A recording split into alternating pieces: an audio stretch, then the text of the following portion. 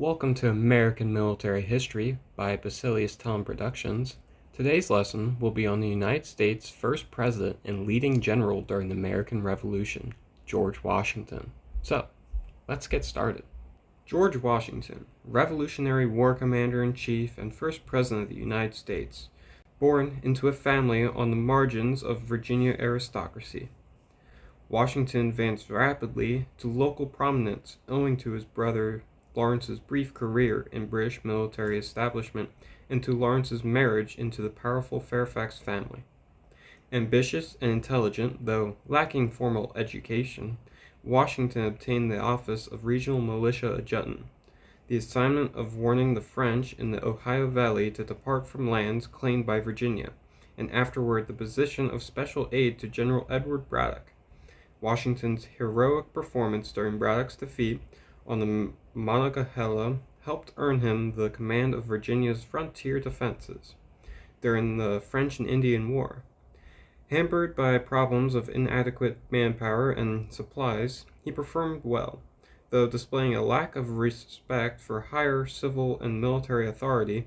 His regiment won the praise of Crown officers for its training and degree of professionalism, although Washington failed in repeated efforts to have his forces taken into the British Army.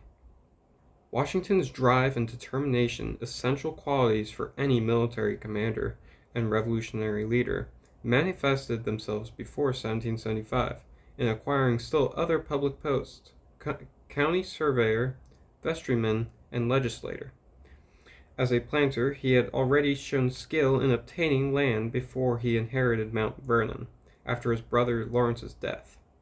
Recognizing the hazards of tobacco growing, he profitably converted much of his acreage to wheat prior to the Revolution, and he continued to accumulate western lands through claims based on his colonial military service.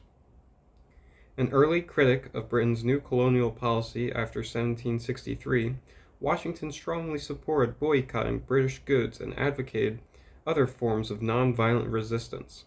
Beginning in 1774, he played the leading role in organizing and reforming the Virginia militia, and as a member of the Continental Congress, he wore his Virginia uniform to indicate his willingness to serve after hostilities erupted at Lexington and Concord. Because of his military background and experience in dealing with legislative bodies, the highly visible Washington was the obvious choice, and Congress appointed him Commander-in-Chief of the Continental Army in June 1775.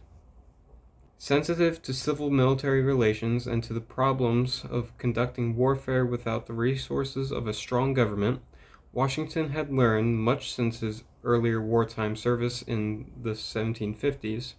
He communicated regularly with the state governors and with the Congress, aware that he was something of a diplomat in a coalition war involving a weak central authority and 13 sovereign states.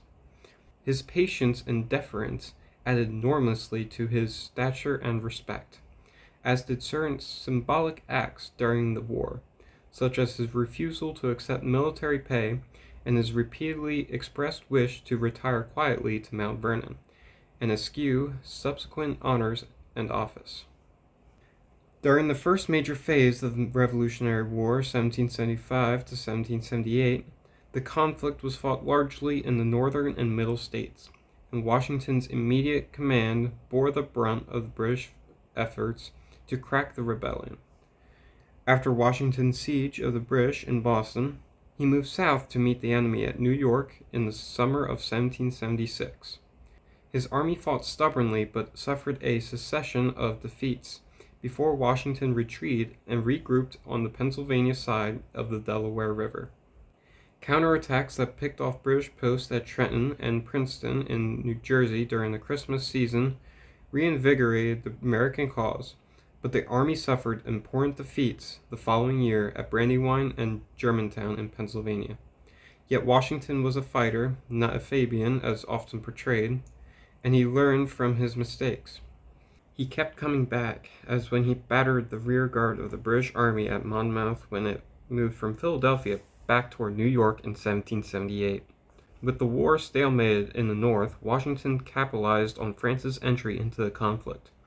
Since the British dispersed some regiments to the West Indies and turned increasing attention to the American South, Washington spent the next 3 years keeping close watch on British forces in New York City and endeavoring to keep his own army up to strength, annual tasks that never eased.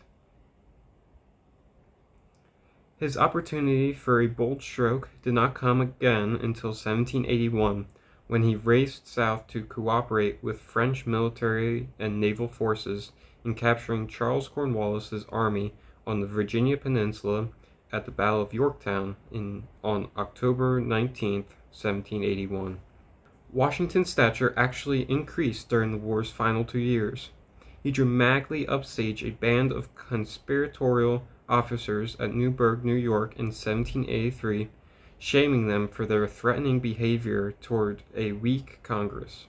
He also wrote two of the great, if neglected, state papers of the Revolution, his Circular to the States on the need for a firmer union, and his Sentiments on a Peace Establishment, in which he advocated ideas about regular and militia forces that contributed to the debate on national defense in the Constitutional Convention.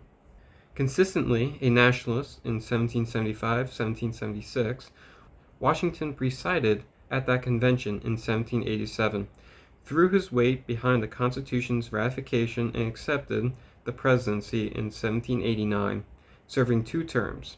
He worked to build a viable peacetime military structure and federalized the militia to put down the Whiskey Rebellion in 1794, at the same time avoiding a war with Britain over neutral rights, a conflict that he considered the country ill prepared to fight. Washington always recognized that governments needed power to perform effectively. As general and president, he employed the power available to him, but with moderation and restraint. In both his military and his civilian capacities, he set precedents that successful American generals and presidents still follow today.